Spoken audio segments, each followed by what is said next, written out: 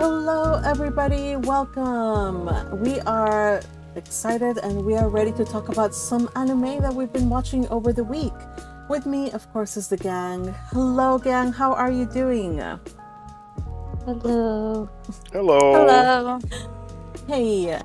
So, just before we're going live, I actually did a quick poll, and I'm sorry I didn't get to everybody's choices because there's a lot going on in this season, but I was asking, what are you guys watching? And I'm interested about knowing what everybody else is watching. I'm watching, you guys, 10 series this season. Unheard of for me, but there we go. And yeah. So let me know in the comments and maybe I'll pick it up and check it out. So far, you guys, there were 2 recommendations that people told me to watch, and I was like, well, okay. So I checked them out this week, and I was pretty pleased. So I added them to my list, I'll talk about them a little bit today. But before we actually get started with the actual chit-chatting of the anime, I want to say hello to peeps on YouTube, and we have first person on the chat is Turush Mag. Hey Turush, welcome. Says, I am the first like. Yes, you're the first like and the first commenter award. Thank you for joining me. I here have a whole bunch of hearts. I hope that you can see them. Also, Fuji is with us, or Wisteria Petals in the Breeze is with us. Do you care to do your usual, Fuji? I pray for a blessing and appreciation of the serendipitous meeting ordained by the distorted ring of Chaosifer, the goddess of chaos, and the Christmas tree who serves by her side. No, please don't. Would you prefer Shitzeria, the goddess of wind, to protect you? Yes, I would. I do not need more chaos in this chat. Please. Or Shitzeria, please protect us from Chaosifer and Detlinde. Thank you. Or maybe not Detlinde. Oh my gosh! Please keep that foul thing away from me. Thank you, Fuji. We averted a crisis, everybody. We averted a crisis. Happy to see you guys here, and thank you for the blessing. Turush saw the hearts. Excellent. So today we are going to be talking about, like last week, I said we went through a lot of series, and today I was gonna just do 5, but as I was preparing, I was like, no, I have to talk about this one and this one. So we're gonna just talk about 6 today, you guys. So we're gonna get started with Can I Have One Final Thing, followed by Plus Size Misadventures, then Who Made Me a Princess, then My Status as an Assassin Obviously Exceeds the Heroes, then Yano-Kun's Ordinary Life, and finally we're finishing out with Spy Fam. Good? Yes. Awesome. Mm-hmm. So before pre-chat, I guess I should start calling it like pre-chat in the before going live. I know Ed is watching this one. Are you watching this one, Fuji? Which one? Can I Have One Final Thing? Scarlet, the one that beats villainous ass. I don't think I've heard of it. Oh, okay. All right. So Ed, it's just you and me, buddy. Yeah. That's awesome. Okay, that's fine because we are simping for, well, not simping. I'm not simping, but I seriously am standing this girl. I am really enjoying all of her. Honestly, it's a little over the top, but let a girl have her fun. Gosh darn. Like, honestly, I've found this show oddly cathartic. Because we want to see some people being beat on their butts. Or in this case, I believe what was she doing? She was holding people by the foot and spinning them around. Yes, Ed. Yep. Yeah, exactly. That was just like a hilarious scene. It's like I was watching that scene first in slow motion. It's like, is she doing what I think she's doing? Yeah, exactly. And then I'm like, and then I see the foot in her hands. He's like, oh yeah, she's just dancing with a guy at the end. Normally, daddies do that to their little girls when they're young. They spin them around, and the little girl's like, "Yeah, yeah, yeah." But this must be the most threatening thing to happen to a grown man. Oh yes. I don't know if have we even met her father? I think we have, right? And he's kind of weak. I feel like he comes across as weak. I don't think we have. It's always been her brother. I know it's been her brother. Her brother is weak, though. I sympathize with him. Well, but her father, I don't know where she gets it from. I want to meet the mother. If the mother turns out to be like a Sieglin type, like a real badass, I will be like, yes, excellent. I love it. Because yeah, but go on. I'm just gonna say something about her brother. I don't get why her brother is the way that he is, because she's been this way since forever. Normally for her brother to be this scared, caring brother that she would have to be a wallflower when she was younger, but she was already wild like this when she was like that. Her brother should have grown up, have a different attitude towards her. So I get why the author wrote the brother the way it is to make their story work, but in real life it probably wouldn't happen like that. The brother would have a much different attitude towards her than what we see in the story. I think, like, from girls that I know that are tomboyish, they get a lot of that. They look up to like their brothers for kind of like their brothers had a big part in it, and I just don't see Leo being that kind of brother who would, be a little toughen up his little baby sister. But as a character, I enjoy it. It's Leo, Julius, and Scarlet. They make a very interesting threesome. Like, they play off each other's dynamics very, very well, because everything that Julius and Scarlet do, it's almost at the expense of Leo's sanity. Do you remember how here in this episode she pledges herself to Julius, and Leo, when he hears this, he assumes that it's in marriage or whatever. No, it's a loyalty situation, right? Or she pledges her fists for him to serve him, right? And these two are like, yes, we have vowed all these days, and poor Leo, he's just happy. He's been worried that his sister will, because she's such a character, so she likes to punch things, that she will never find somebody that will marry her, and he was overjoyed. Little did he know, though, I mean, she got a proposal in this episode, and he didn't just propose once, he proposed multiple times and got his butt kicked in between. Oh yeah, we've discovered another person that has also discovered their blessing from the gods, and his blessing is to be extra tough. So he's the masochist in the series. So if they discovered the blessing from the gods, is this some sort of like sick dedication whirling that she's doing on screen? You know what? No, it's Why not? I don't think so. I think she's just having fun, but we could say it. Apparently in this world, everybody has a different blessing from a different god. Everybody has it, but very few people actually manage to discover their blessing from which god that they have. So, and when you discover your blessing, you can do superhuman feats like she's doing right now. But most people never discover their blessings. Yeah. But we just got a second person that has discovered his blessing, and his blessing is to be extra tough.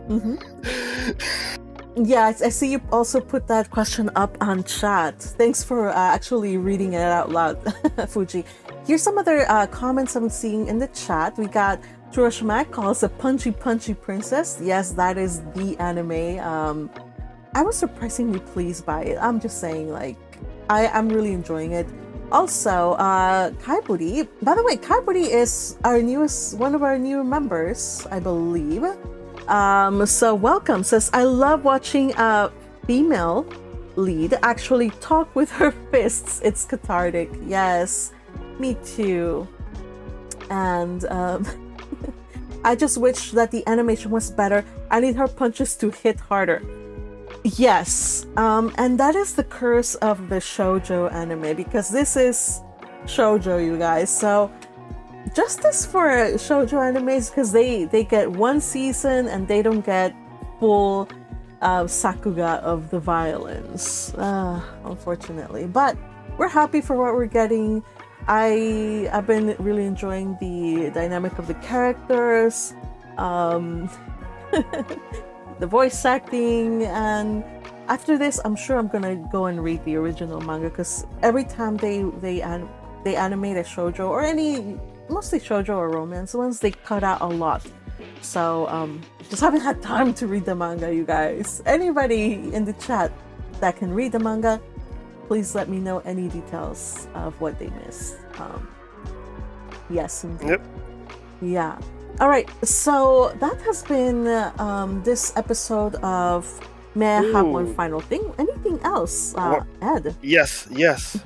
There's one major little detail that was revealed in this latest episode as well, that we were wondering, that I was talking about last time. It's like, when that got pointed in his face, the fact that he didn't react was a big red flag that something was wrong. And indeed, something was very wrong.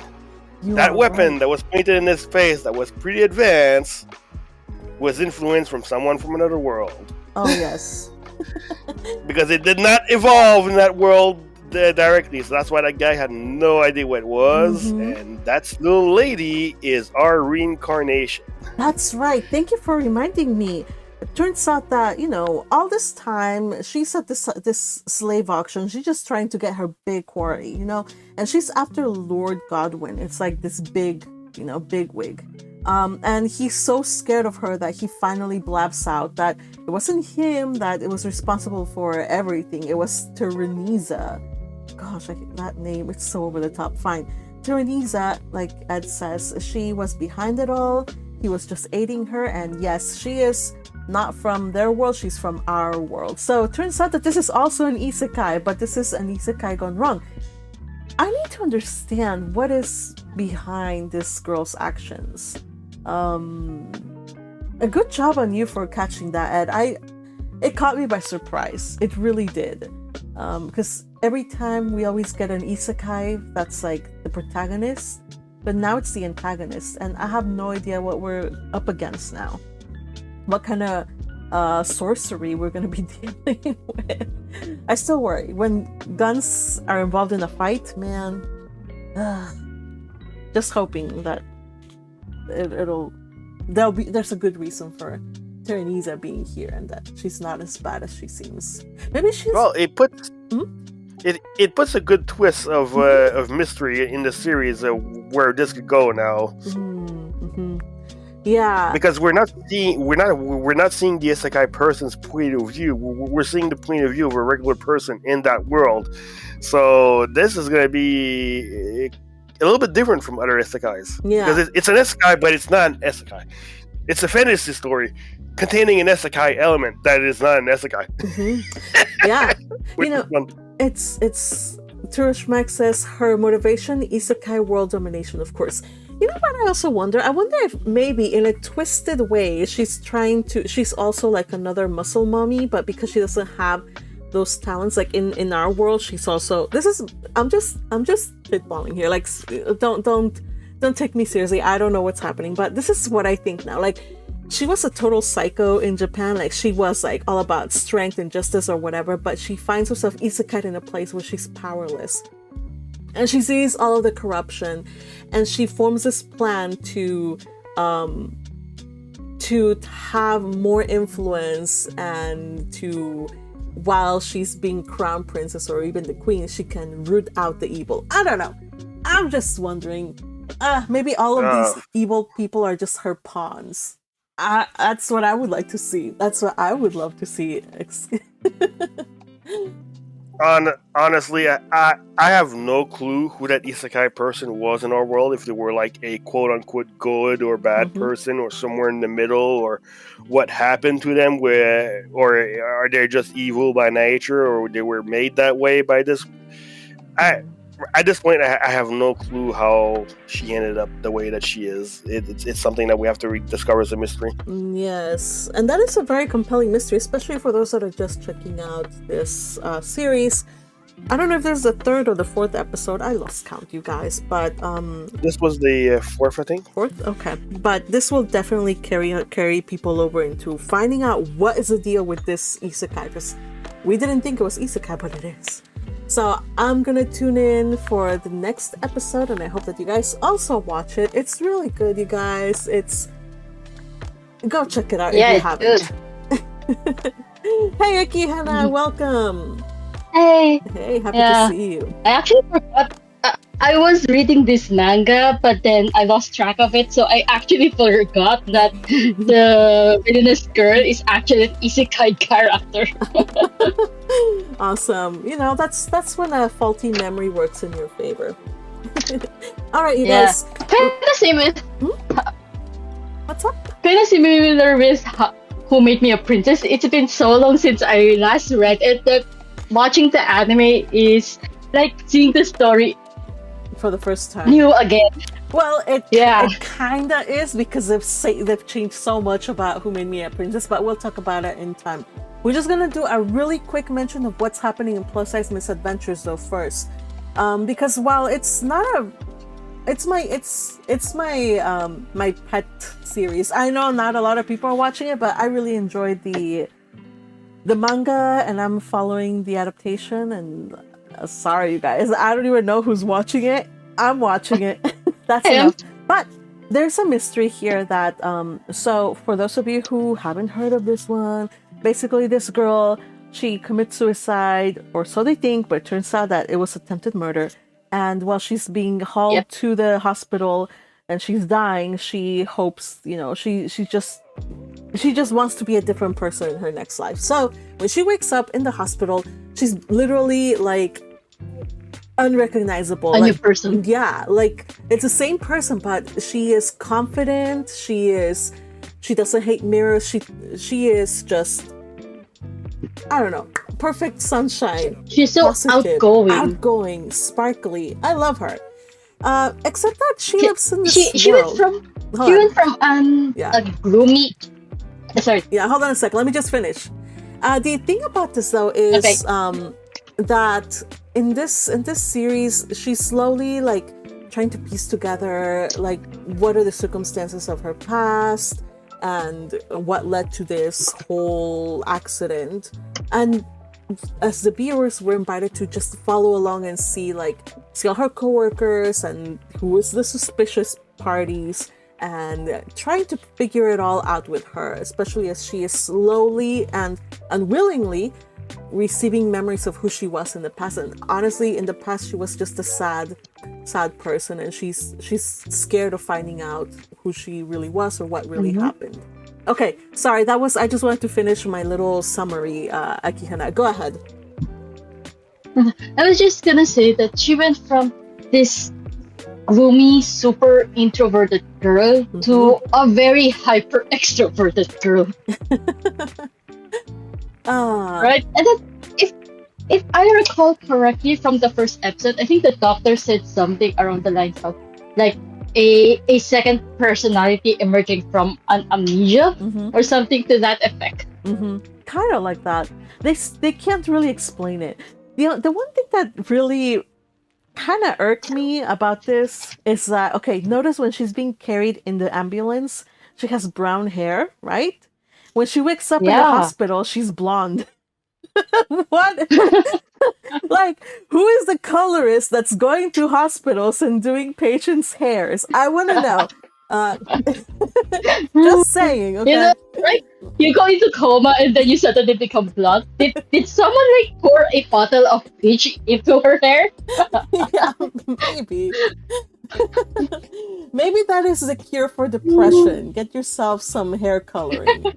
All right, so that's basically the gist of this show. The thing about that's kind of cute and a little sad here though is that she is trying to be positive, not as like I have to be positive, but that's who she is, that's her personality.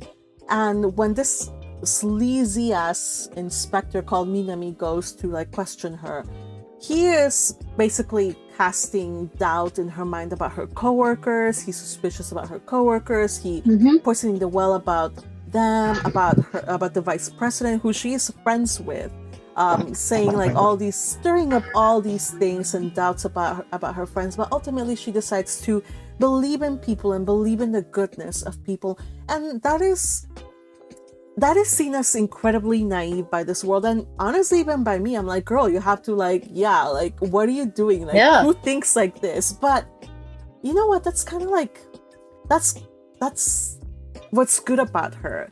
And honestly, I don't want this to change for her. I want her to believe in people, because it's so easy for us to fall into cynicism and disbelief in this day and age. And seeing somebody who, yeah, she has issues, and yeah, there's a very valid reason for her to be suspicious of somebody that's out to get her, but she's willing to, you know, using her judgment, using what she knows of these people to deal with the situation as best as possible without falling into despair or sadness or being mistrustful or putting up walls. So, yeah, good for her.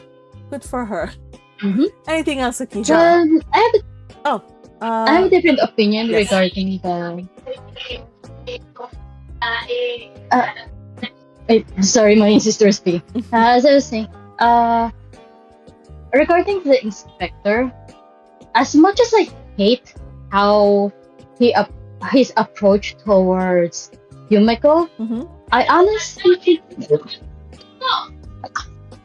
honestly think that she needed to hear those as well. Like, it's kind of like a wake up call in a sense, but it seems like it did not really penetrate through her very positive outlook.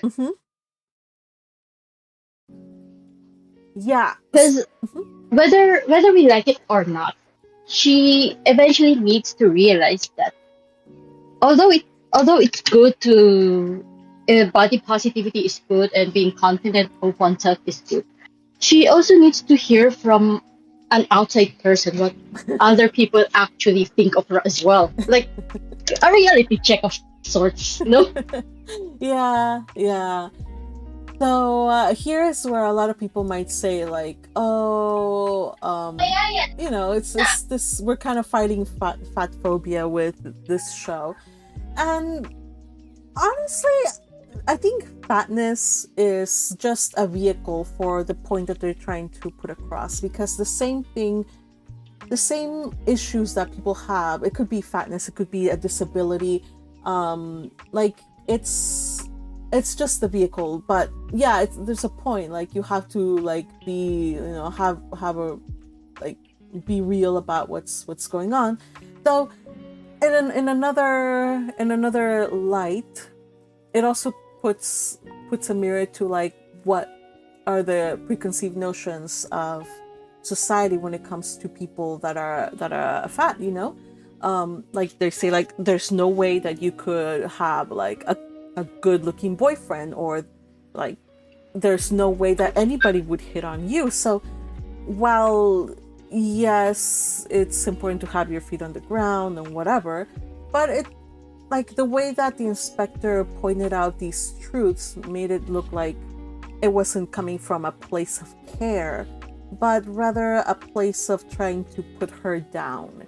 So That's true. Yeah. So while a friend would be good to say like, hey, like you know, maybe not everybody's out to wants to date you. That comes from a friend, but inspector, you can keep your opinions to yourself because nobody asked. Asshole. All right. By the way, I want to say thank you. I want to say thank you to Liz Lepper in the chat. Hey, darling Liz, where are you? Hop aboard if you want. Here, have a whole bunch of hearts, and thank you for your support. Says, hey, Magpie, hello yourself. How are you doing? Happy to see you here today. Let's see.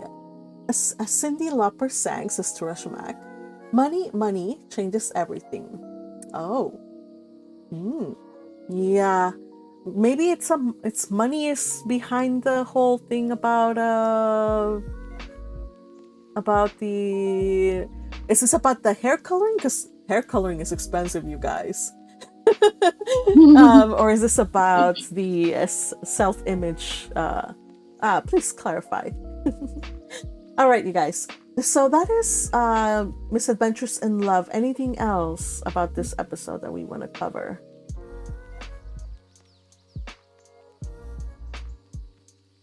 All right. I'm curious about Yes, go ahead. I'm curious about the vice president's relationship with the Oh. the boss's ex-wife. Mm-hmm. You know? You are right. I was forgetting about that little detail because I was forgetting it because the moment I heard about it that he is supposedly having an affair with the boss's wife, I was like, impossible, no way it's happening. So I like just yeeted it from my mind. But thanks for bringing it back because it is a plot point that they're definitely trying to drive home. Like, who is this woman? What are the circumstances? And is it true? I mean, I could be like being led astray by appearances. I mean, maybe, who knows? Maybe If it's you a think one-sided about it, thing. you- Yes. If you think about it, technically speaking, the boss's ex-wife is the VP's stepsister, right? No. No. I think they used to work together, I believe. Well, because Before- according to the history that Hmm? Tamai provided, Mhm. the VP used to work for the boss. Yes. But then the VP is also the stepson of the high boss, like the CEO. I forgot those And the details. CEO's daughter is the boss's ex-wife. Gosh, what a convoluted tree. I have to check. We'll circle back to it if we get the time later. But yeah, I wanna suffice it to say it's a questionable story, and we'll see. I believe they're going to go into it maybe in the next episode because that's how they ended. But for now, we're just gonna have to wait. We're just gonna have to wait and hop into Who Made Me a Princess. Because hey, welcome, Liz. Let's hop into Who Made Me a Princess. We were talking about shoujo adaptations and all kinds of things. So this is yet another one. So sometimes we get shoujos, you guys, where they cut off so many things, and sometimes we get shoujo adaptations where they just change so many things, you guys. But anyway, we'll talk about that in this one a little after we go through the summary. Okay, summary. Basically, after her heart attack, like literally was her heart attack, her heart was about to explode because of the magic that she unleashed. The only wizard that was able to come and save her was this little kid who is basically Lucas but in child form. And he did his best to ingratiate himself to her father. And he succeeded because actually he was the only magician who was able to heal Athanasia. And during this time, Athanasia and her father, their bond is growing closer and closer. And ultimately, because she is so adamant about learning how to use her magic, Lucas says he's going to teach her. He puts her in training boot camp. He has, he really cute scenes where she's running around the palace trying to build up her stamina and whatnot. And this is actually also good because when what's his name, the Duke Alpheus, who's been coming around lately trying to foist upon her his son or his ward as companions, she's like, nope, I already got somebody, and that somebody happens to be Lucas, of course in child form.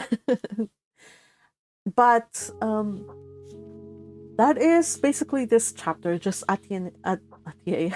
Athanasia and her, her sickness and getting closer to Lucas just because he is now going to be her tutor in magic, and her father is accepting it. He's basically lets her have anything, so he's gonna let her have this too. Though he is investigating. Anything else about like the plot? Lucas or is such a troll. Go ahead. He's such a troll. He is. Lucas is such a troll towards Anastasia. Like all he wants is food. Feed me. Right, he is, and that's what makes their dynamic fun. Yes, Liz says, quote unquote, little kid, yeah. And he was very little compared to his full size, yes. He is honestly, objectively, subjectively, he's adorable, you guys. He is adorable. I cannot deny that. But he's also a little shit. So, yeah, we're not buying his cute act. At least Athanasia isn't, so. But his cute act is cute. It is cute. It is cute. Those evil eyes that he side eyes are cute. Oh my gosh, yes. Man. Ed, were you gonna say something? Yeah, well, I was just gonna go over some little plot twists, little things that were interesting, like Anastasia falling asleep at her desk, trying to study, not being able to use the magic when she's awake, but suddenly, while she's asleep and calm, hey, that quill is floating over the page, and apparently it drew something, you know? I wonder if that was like unintentional by her, or if she worked so hard at making that stupid drawing that she like fell asleep exhausted at her desk. Since we didn't see her doing anything at all, or any acknowledgement that she did it. I think it was unintentional, and she had no clue that she did that. She did it when quite a bit. Out.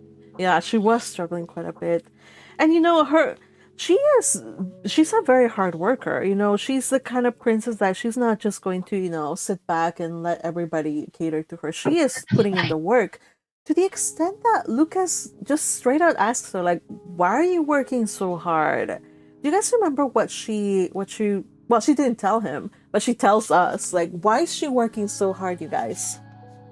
She wants to keep being Daddy's favorite. She doesn't want to die. Yeah. Well, that's what she tells Lucas. Yeah. Or whatever. She doesn't want to die, but her secret is that she wants to keep being Daddy's favorite. She likes where she's at right now. Yeah. She doesn't. Go ahead. She doesn't want to be thrown in the tower with Lord Lucas. Yeah. Honestly, though, you guys, I have to say this.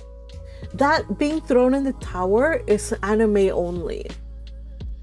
In the webcomic, she was just like thrown in prison / executed, whatever, exiled, doesn't matter. But the tower was an anime only. So, I mean, I wouldn't mind being thrown in a tower with a hot guy and then planning our getaway, like how we're gonna escape this tower. I wouldn't mind, but that's just me. Well, honestly, towers in fantasy tropes is very often a prison for princesses. That's true. Like Rapunzel, she was locked up in a tower. She had to let her hair down. It's like a lot of time when a princess is taken by a dragon. The dragon puts her in her castle, and she's locked into the highest tower where nobody can get to her. The Tower of London. Don't forget the Ivory Tower. The Ivory Tower. In Bookworm, a sense of a bookworm. Yeah, exactly. So towers, when it comes to princesses, noble princesses, often rhymes with prison. And not much difference there. So it might be different from what was said in the words, but I mean, in the original source, do you have images that proves that it's not a tower? Because a prison cell could be inside a tower. So it's a little leeway that they could get away with. Sure. I will have to look into the original source because I believe it might have been execution. But again, I wonder if this is also one of those rumors that they say, like, they restrict some topics in some media. I don't know how true those rumors are, but maybe execution is something not good. I don't know. I don't care, honestly. At this point, there's so many changes that I don't even know if they're attributed to like censoring issues or just the creators. I have to say that because there's way too many changes in this one, you guys. I was reading chapter 19 or 19 to 21 while we were watching this on Sunday over on the Discord server. By the way, you guys, if you guys want to watch anime with us, we're watching anime some of these series over on my Discord server. You can join us if you hit that join button below and join at the noble tier and above. You can have access to my Discord server. And hey guys, I'm here to clarify the changes real fast. Hello, Noemi, welcome. Oh my gosh, happy to see you. When I came here to clarify the changes a little bit. Oh, please. So the changes are actually from the original web novel. Oh, really? Oh. Yeah. From the original. Okay, so they've got me beat. I have not read the web novel. I am purely manga peasant. I'm currently going through the web novel, and like I've noticed the big difference between the manhwa and the web novel. Ooh. The anime seems to be following the web novel over the manhwa. By the way, did I hear, Noemi, and it might just be like hearsay, but I think you were gonna cover like the different, like do a video or something like that at some point. Yes. Okay. That's the reason why I'm reading it right now, is so I can cover like all the differences and details. All right, keep us posted because I am interested in watching that. I will let everyone know when it's up. It should be coming up next week because I'm basically finishing it up. Congratulations! Awesome. We love it. Let me know and I'll share it on X and here and whatnot. All right, but yeah, a little clarification about that. It is closer to the web novel than the manhwa. Okay. They differ in certain areas. I'm still salty though in some changes because honestly, you guys, I love the terrifying Claude Daddy in the web comic. He was terrifying, and if he was, I'm just sad because they neutered him. You guys, they made him nice. They did. He's much nicer in the anime and web novel than he is in the manhwa. I don't like that, you guys. I like him terrifying, cold, and emotionally constipated. Please. So, oh man. All right, fine. You know, there was a scene that I feel like during these episodes, Claude has been, he's kind of like serious and deadpan, but he's not altogether cold and terrifying to Athanasia. In the webcomic, this episode when he is wondering like, is this love? It's actually like, for me, it felt a little bit flat and underwhelming because this is like the first time in the webcomic that we see him have feelings closely resembling to affection for Athanasia. Like in these chapters, this episode. And in this one, when she when she wakes up from her sickness and she starts walking towards her father, she's about to fall.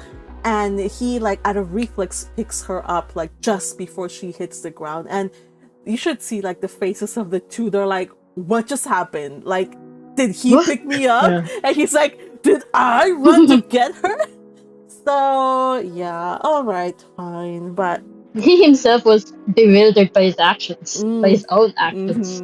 Unfortunately, though, I can't rant and rave as much as I want because I have been defanged by the knowledge that this anime is following the webcomic, so I guess I'll just have to put up with it and you and me both.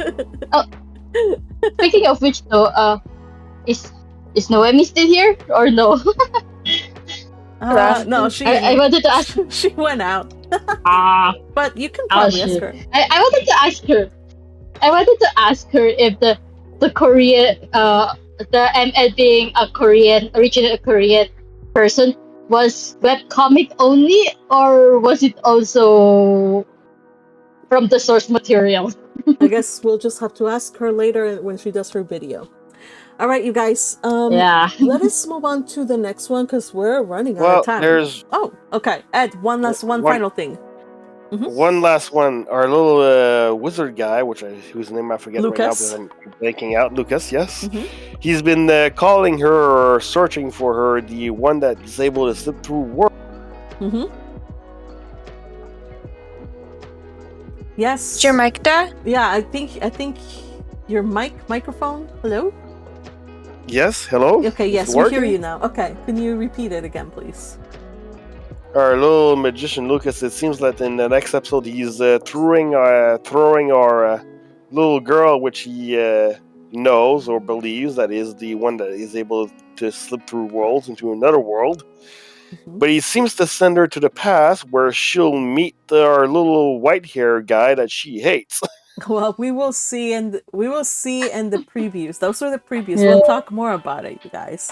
Yeah, we'll see next We'll time. see. I mean, it's No gonna be spoilers. interesting. No spoilers, Well, anybody. Yeah. I'm not spoiling. I'm hypothesizing. No. I'm saying no spoilers to those that know. Okay, just saying. I just found that scene so hilarious, wherein Yeah, we'll talk about it Lucas next week, seemed though. kind of fed up. Yeah, He we'll just talk about he it. just seemed fed Yeah, up we'll with all talk of about her. No, I'm not going to do Okay. any spoilers. Probably. Mm. I'm not going to do any spoilers. I was just going to say that Lucas seems so fed up with all of animations complaining that he just yeeted her towards some random white-haired boy. Who knows who that white-haired boy is? All right. Let's move on to the next one. Thank you for your contributions, but at the risk of talking more about that, let's just okay. So, by the way, Crusher, I am gonna read your comments. Says anime recommendation time. Says recently finished streaming Lazarus. It's about elite agents rushing to stop a deadly drug in a stylish sci-fi thriller. Wow. Okay. Thank you for the recommendation. I do check out your recommendations, you guys. I really do. As evidenced by the fact that you guys told me, several people in the comments and in the chat told me to check out my status as an assassin obviously exceeds the heroes. Okay, you guys, I was like, what is this? It was pretty good, you guys. So thank you. Keep them coming. Keep the recommendations coming. Manga is really good. The manga is really good? Sorry, what? Anyway, thank you, Crusher, for supporting the channel via a super chat. And I'm just gonna do a really quick, because I hadn't watched it, so I'm just gonna talk about this generally and cover the last episode generally, like not into too much detail. Because I want to hear you guys if you guys have watched it or not. But basically, this is about Akira and his entire classmates. They're isekai to another kingdom. And it turns out that he is kind of like he likes to blend in the background. He seems more mature than the other kids. And this maturity, this kind of innate suspicious grown-upness, lack of naivety, I guess, is what saves his butt, because it turns out that the king of that country is very shady. He put a curse on the students. Some of them managed to get free from the curse. And also, he had one of Akira's kind of mentors killed, and he pinned it on Akira, and now everybody's out after Akira. Also, by the way, Akira is seriously OP. Way more than a hero is, as you know the title goes. So once he runs away from the kingdom, he goes into a dungeon because he wants to level up, as one does, and defeat the beasts. There, of course, in the dungeon, he kicks some ass. He meets an elf girl called Amelia Rose Quartz. Whoa, what a name!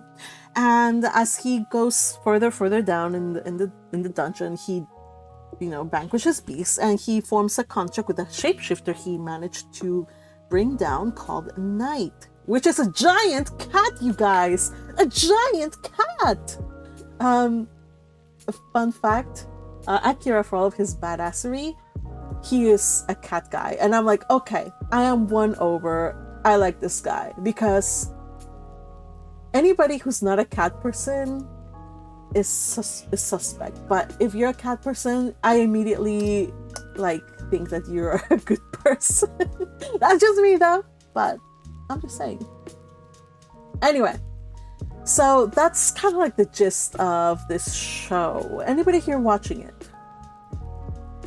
Yes, I am. Okay. And what's got me interested right now in it is because it's breaking some of the traditional tropes that you have in this guy classrooms, like everybody works together and they defeat that, or maybe they have some little infighting, but essentially it's like, yeah, kingdom to get the summon in is essentially good, fight the evil demon lord and all that stuff. But now that they get summoned to that world, and it's like, oh, the kingdom you got summoned in is the bad place. Mm-hmm. You know? Or at least it's the shady place. Maybe not the bad place, but it's the shady place. It's like, oh boy, okay, something's wrong here. Yeah. And then you meet an elf girl, and then when you finally visit the elf girl, you find out that the elves in this world don't seem to be like the typical elves that you typically find. Mhm. These elves seems to be very vengeful and warlike, kinda, which is odd. There's also the fact where he finds the elf inside something very strange to find an elf in. Yeah. I mean, and then we know that there was a previous hero that was in that world, which that's kind of typical thing. But the previous hero knew that more people from the other world would be coming eventually, so he left a special weapon in the library, but the weapon was seemed to be made for Akira specifically by the hero because it's made in a katana. And I mean, there's a lot of So much. twisting plot threads and some reversals of the traditional formula. That's like, okay, the author seems to have an idea what he wants to do. He wants to flip the board over, and he wants to lay some groundwork for some stuff to develop in the future. Mm-hmm. So Yeah. that's what's got me interested in it. I have to say they also did a really good job introducing the series, because I was like, yeah, it's going to be another isekai. Like, I'm not a fan of isekais, but I've watched my fair share, and I was like, it's going to be another one where, like you said, all of these tropes, blah blah blah. No, dude, like, this guy means serious business. He looked like an assassin. He was fighting like in this badass way. It was pretty interesting and intense way to introduce the character of this series. And also, you guys, while I was watching, I was like, the animation in this thing is solid. The character design is beautiful. Like, it's a really aesthetically pleasing series, I'll just say. It has a lot of stuff going for it. So I am interested to watch it. I'm gonna continue to watch it, probably cover it in more detail. Sorry, you guys, I can't go into full detail because I had to watch 3 episodes in like one night. So my brain is kind of too much. What's up? Yeah. That cat was really kind of suspicious with how it was like, no, I don't want to be your familiar. Yes, I want to be your familiar. That cat was like, I don't care if I die, just kill me. I was like, yo, does this have anything to do with your 9 lives? Yeah, because that guy was like, yeah, okay, I've delivered the Demon Lord's message like I was requested to do. So now you can kill me, and my job is done. Time to go away, you know. Yeah. So. Oh wait, maybe it's different. So after this, like Ed says, like they find themselves teleporting, and the thing about these teleportation circles is the circle will take you to wherever you wish to go. So it's not like you chant anything. It's just kind of like, let's see where this teleportation circle takes us. Oddly enough, it took them to her homeland, Amelia's homeland, which is like the last place they want to be, because the moment they find themselves there, they're surrounded by people that are after her. For some reason, her sister is like wants to kill her, attempted to kill her at some point. Whatever, family drama. We're gonna figure out what's all this about, and hopefully she can solve it, because I don't see them leaving that continent alive if they don't figure out a way to save their necks and to solve the problem, because all of Elflandia is after them. Also, the light novel was good. I'm hoping the anime delivers, says Dave Moyer 4159. Yeah, I was wondering if this was a light novel, and sure enough, it is. So, I haven't read it, of course, but maybe I might check it out. All right, so anything else about this show before we continue to the last two? Okay, let's go. I'm pretty sure like not a lot of people have seen Yano-Kun's Ordinary Life. If there's anybody that has watched it, I'll be surprised, because that is again one of the ones that I'm covering because I am enjoying this one so much. Chat gang mischief here in the voice chat. Have any of you guys watched it? Indeed. All right, as I thought. So, yeah. Yep. You know, you guys are missing out. This is a good one. So, in this one, we've already established that Hyoko has a crush on Yano-Kun, who happens to always be chased down by misfortune. He always gets hurt in some way or another.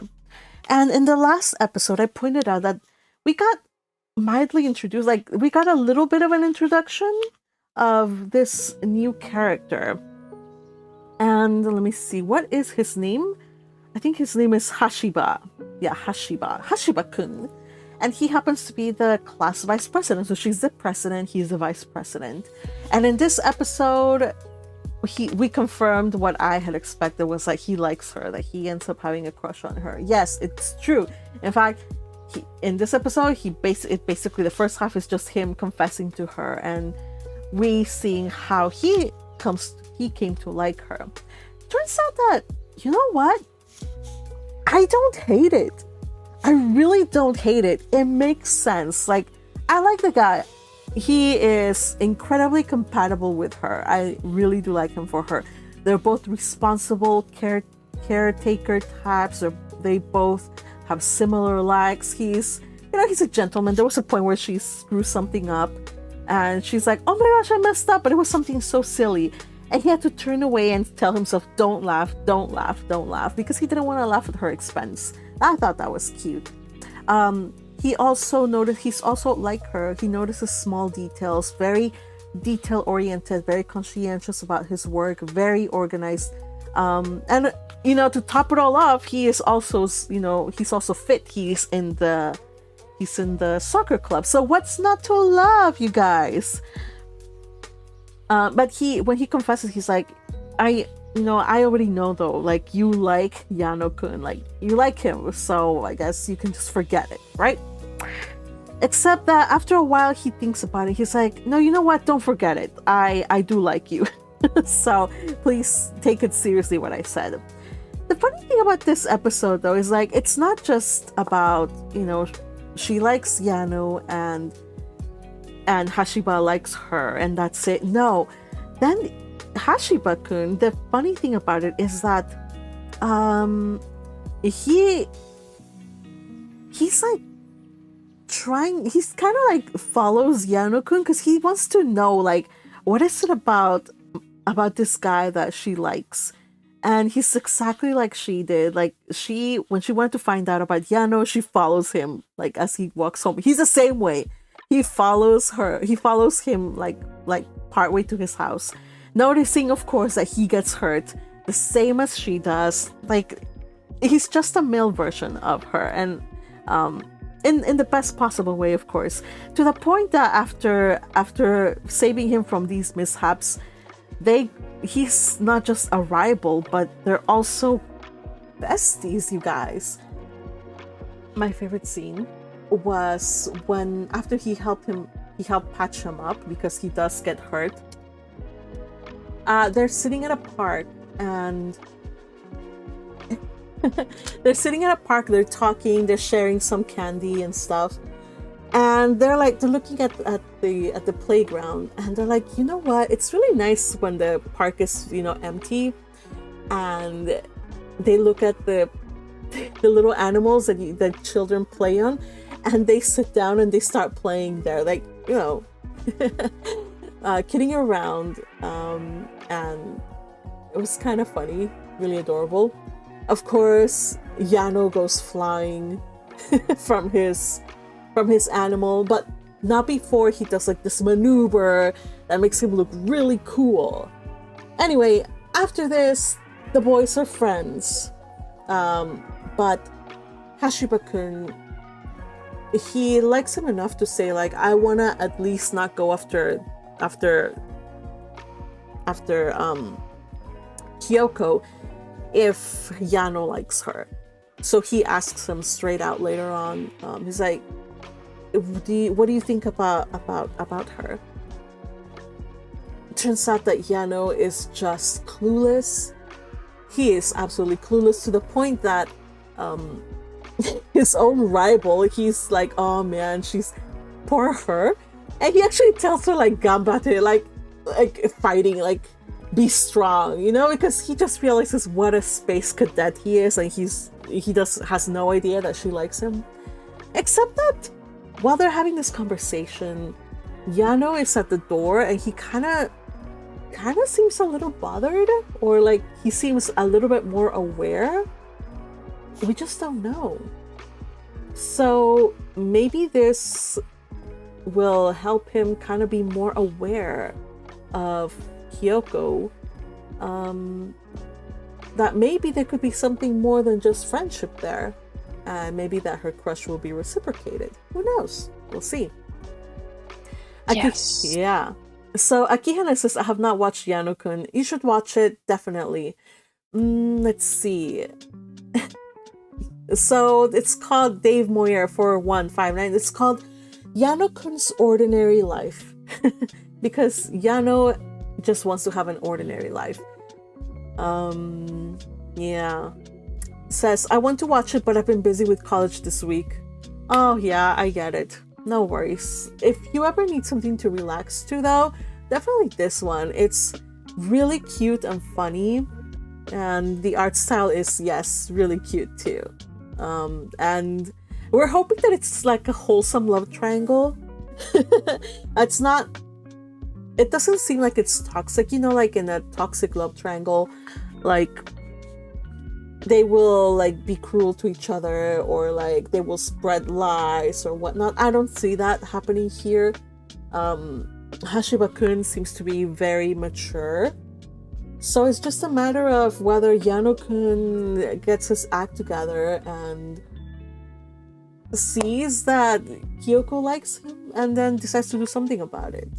Because I would rather our girl be with somebody that confesses to her rather than her to be trying to get through to somebody who is not seeing her value. Just saying. That's just me as a woman. That's what I would prefer. But let's see.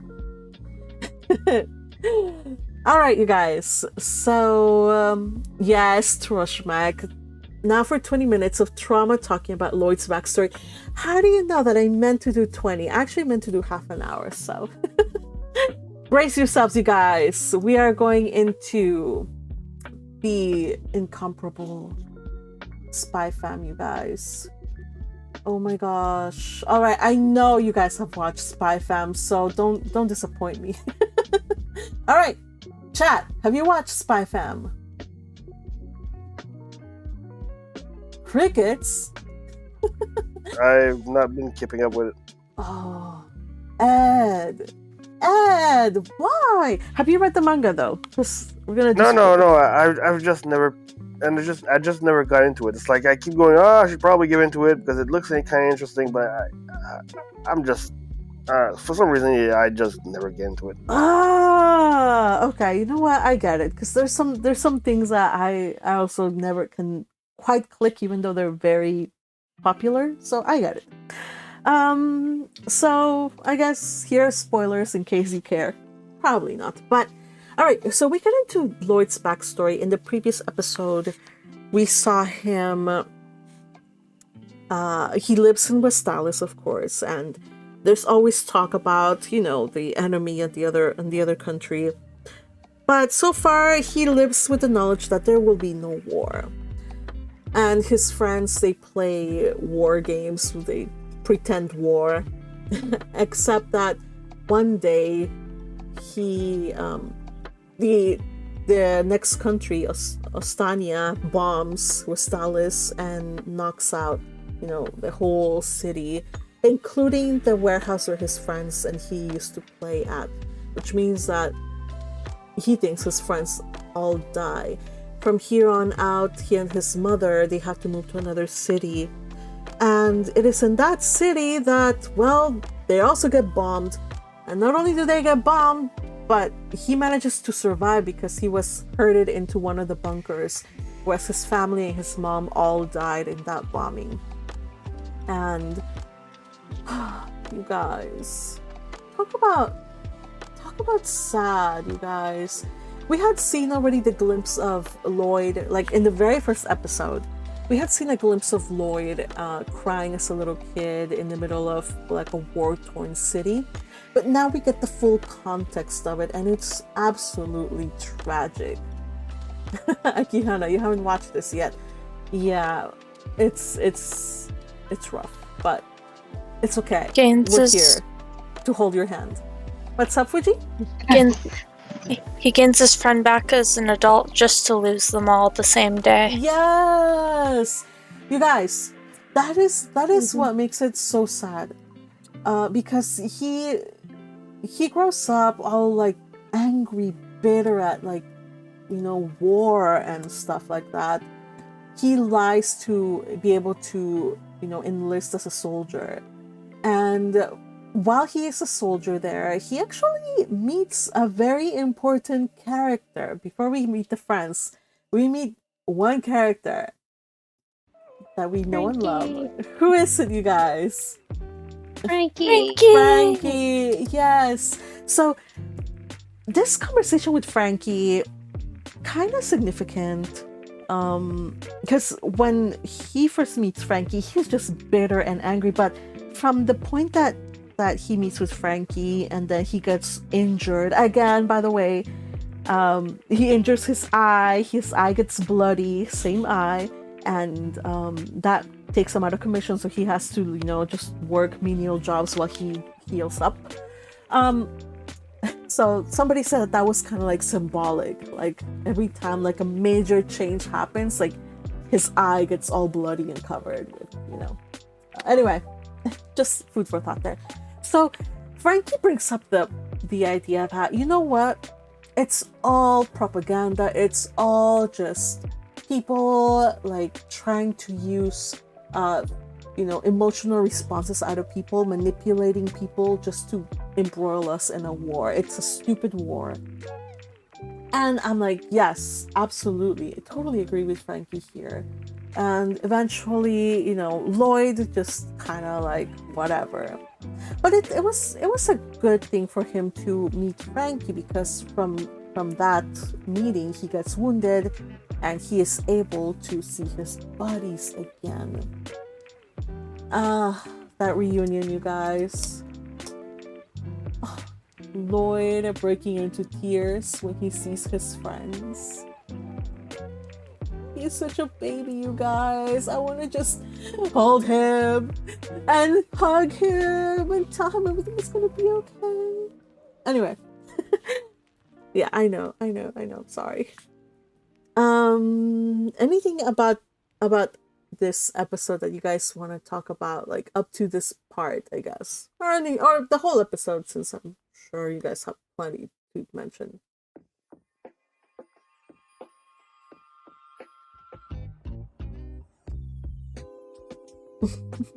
All right, I'll just continue on. All right, so because he was able to see his friends, though, it's important. Yes, he met them again, and they were making plans to see each other in like after they finished their little campaign, that they were gonna go fight someplace. Well, they ended up getting killed. And yeah, he just continued to be like angry and bitter about the war, like very cynical. But it does switch a little something inside him, because all this time he had felt guilt that his friends had died and he hadn't. after all, he had been the one that had procured the warehouse. You guys remember, he found the abandoned army warehouse, and so because that was the first place that the Estonians had bombed, he felt responsible for having been the one to have put his friends in a place where they were killed. Well, it turns out that his friends were like, no, after you ran off, we decided to follow you, so they didn't get killed. They thought that he had gotten killed, actually. So, yeah, it's super tragic, but he decides that, you know, like, I feel like he's a better person because of the fact that at least he's not holding on to that kind of darkness, that he's responsible for that death. During this episode, we see several instances where he's cooking, and we have the onion symbolism. And while he is cooking, he gets scouted by like an intelligence agent. He's part of the army, but not officially. And so he's there to to scout him for intelligence, to become a spy. And he says that onions are like, the world is like onions, like full of lies, and you can't uncover all of the lies or all of the layers without shedding tears. And I love, like, at the end, you guys, when he goes back to the present, he wakes up and he finds himself in the Forger home, in Lloyd's home. That evening he says, like, hey, we have a whole bunch of onions, what shall we do with these onions? And Anya asks for like yummy onion soup, and with, you know, yes, life is onions, but when life gives you onions, make yourself comfortable soup. I don't know, I thought that was a really World cute is your thing. soup. Yes. So that was a cute little symbolism. Like, I feel like if you go back to watch it, you can see like several instances of like smart ways that the creators added symbolism. Like, every time during the conversation that Lloyd had with Frankie, there was always something separating them while they were talking. Like, there was either a tree or like like something was always separating them, until Frankie finally got through to him, got a response out of him, a response out of anger, but a response nonetheless. And Lloyd kind of steps into the side of his frame, only for their talk to be interrupted. But that was just the start, because now we know that eventually, we don't know how, he managed to, you know, get in contact with Frankie, and now Frankie is aiding the cause of the Westalis intelligence. So yeah, that was a smart, but little, can't really point it out unless you watch it like 2 or 3 or 4 times like I did. I watched it several times, you guys. I am not ashamed. Anything for Lloydie. All right, you guys. So I think that covers most of what I had to say about this. Just the final part, I think it was my favorite, when he wakes up, he's so startled, and he's thinking like, oh, I had a dream of like these horrible things. And Anya, of course, she can read his mind, and she knows that he had a nightmare. And she's like, you have a nightmare? And then she starts patting his head and says, there, like trying to make him feel better. Sweet Anya, never change. Oh man. All in all, I like it. I like how he also, like, when she reminded him, like, well, you passed out because I said I got a tonitrus bolt. And she runs off because she's scared that he's going to like scold her or whatever. He's like, well, you know, you did say you became friends with Damien? And she's like, yeah, we're friends now. He's like, okay. And then he thinks about his own friends, and in a really, really poignant way, he says, like, always remember to treasure, you know, value, protect, whatever, your friends. And knowing where it's coming from, it's really beautiful and sad. but also it makes sense for Lloyd, because when he was asked, why are you doing this? Why did you decide to just come and be part of like the intelligence? He doesn't believe in country loyalty. He doesn't believe in wars. He doesn't care about that. But what he does care about, though, is having a world where, you know, children can be safe. Of course, he doesn't say that, but we know it from the very first episode. He wants a place where there can be safety and there will no longer be need for children to cry or to suffer just like he did. And I'm like, oh, Lloyd, I love you. All right. I'm getting carried away, you guys. I suppose this is the end. P. Fletcher, NWO. Hello, how are you? Happy to see you. Says, Alma-chan wants to be a family. Reminds me of Spy Family. Really? Is this going on right now, Fletcher? Alma-chan wants to be a family. Gosh, I have to add more stuff to my list. But as you are a precious member, I will definitely check it out. Let me see. I'm writing it down.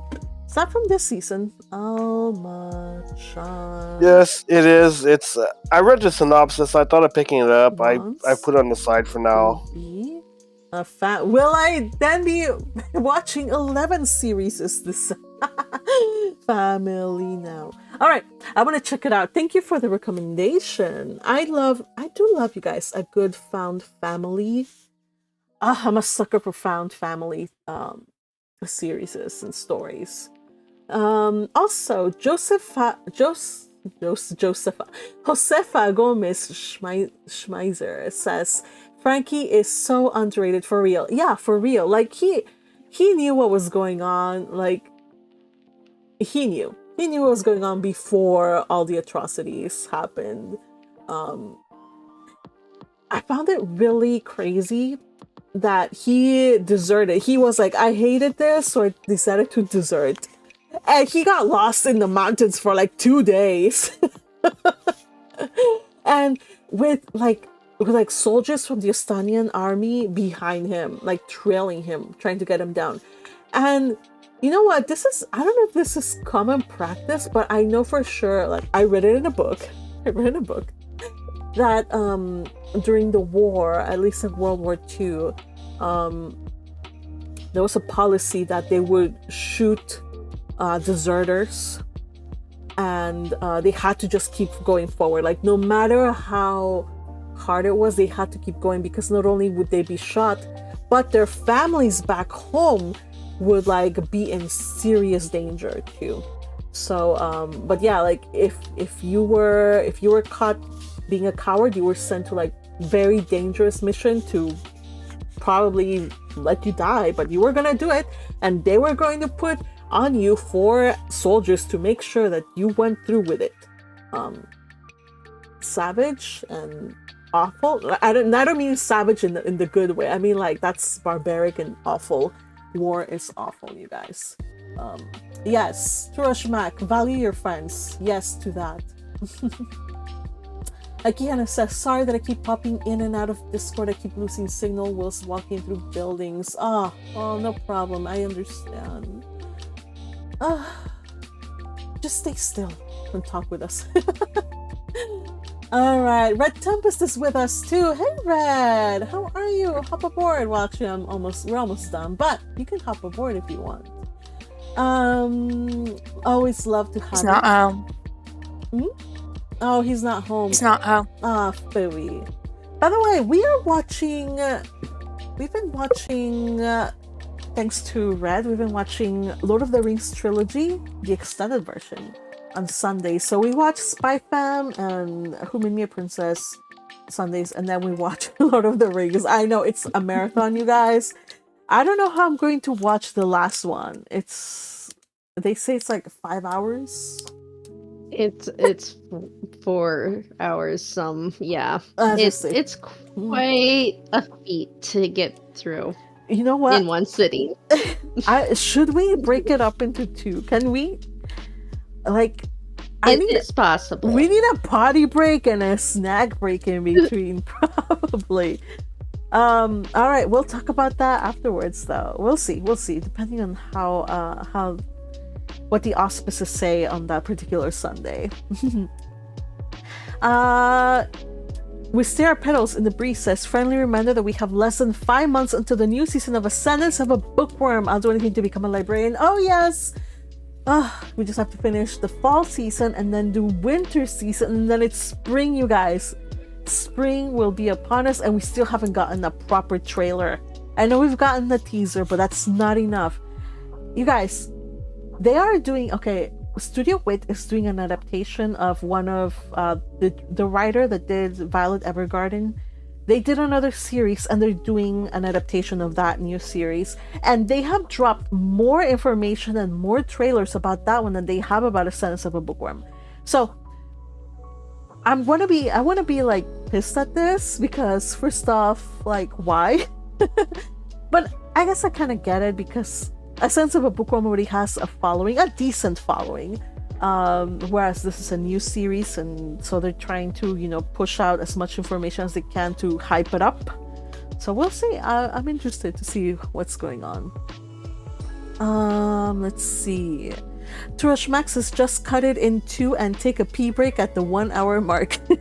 Well, it's going to be like close to 5 hours, so probably the 2.5 hour mark. We'll see. I know there's experts on our chat looking at you, Butterfly. She will know the perfect place to do a little break for us. But yeah, thank you to Red Tempest, who is so kindly streaming the high quality, high definition, extended version, non-pirated version of this of this movie. Thanks, Red. Yes. But depending on when we decide you may not want to stop, I may not want to stop. We'll see. We'll see. All right. Sorry, I see too much mic. Okay. Crusher also says we better not get, regarding a sense of a bookworm, says we better not get a trailer 2 days before the premiere like One Punch Man. Whoa, that's pretty bad. I hope not, because I plan to do another video like dissecting the trailer, so I better not be not be robbed that honor. But yes, Akihana says it would be nice to get more bookworm teasers. One Punch Man Wisteria. Oh yeah, in our dreams, I guess. What am I, chopped liver? You're not chopped liver. What are you talking about? You are a valued, beloved member of our group. What are you talking about? Says, I wish I could stream the 4K instead of the 1440p version. You know what? What you've been streaming has been great. Thank you. Why are you incensed by my comment, Red? Why are you angry? I just wanted to appreciate you, and it seemed to have backfired on me. I don't know, you guys. A magpie does her best, and still her nestlings are not happy. I opened up the Ferdinand Shrine and the Fermite Shrine once again, and they're still not happy. I don't know. Alright. Ace Tropola TWST says, I have no clue what we're talking about, but hi. Hello! So, we are talking about anime every week, Thursday afternoon, Pacific time. We just get together and talk about anime that we like. Today, we talked about Can I Have One Final Thing? Plus size Misadventures in Love, Who Made Me a Princess, My Status as an Assassin Obviously Exceeds the Heroes, Yano-Kun's Ordinary Life, and Spy Fam. And we are continuing to watch these animes over the week, and others, of course. And we just talk about it, and we have fun. And that's basically covers it. And if you want to have more of that, be sure to hit the like and the subscribe button. And if you want to support this channel, you can also buy super chat or become a member. All right, and that's about it. All right, beautiful people, I think it's time to go, gang. Thanks for joining me. I had a blast. You dropped mangaka? I did not drop it. I just haven't had time to watch it. I haven't yet dropped it. I'm watching it, but I'm not necessarily covering it. unless it's something like major, I will do like a full-on segment. I'm still watching Campfire, but as you guys know, Campfire, nothing really earth-shattering happened during this episode. Mangaka, it's also just, hijinks and fun. I haven't watched the latest though, unfortunately. Still watching Campfire Cooking. That was fun, but again, it's kind of like nothing too huge happened. If something huge happens, rest assured I will talk about these. So who knows, maybe next week I may not talk about one of the ones here. After all, there's only so much steam I can I have to talk about things that you guys don't want to talk about. So next week we have to talk about the dark history reincarnated as a villainess. That one is interesting. Yes, I wanted to talk about that one, but I just did not have time to prepare for it. So excuse me, you guys. I will definitely talk about it next week. So yes, the dark history of the reincarnated villainess. That's your homework for the week. If you haven't watched it, watch it. It is good. It is funny. I am really, really enjoying that one. So you guys got your homework. Watch one or all of these if you haven't already. Until next week, you guys, I am your chattering magpie. I am joined by the gang here, the Mischief. And we will see you then on Thursday. Thanks, gang, for joining me. You guys are awesome. You guys are the best. Take care, everybody. Say bye-bye, gang. Goodbye. Bye. Adios. And by the way, just want to say thank you again to the people who supported during this live stream. Liz Lepper and Crusher, who supported via super chats. You guys are awesome. I love you so very much, as well as to all of those members with the little diamonds who support this channel monetarily.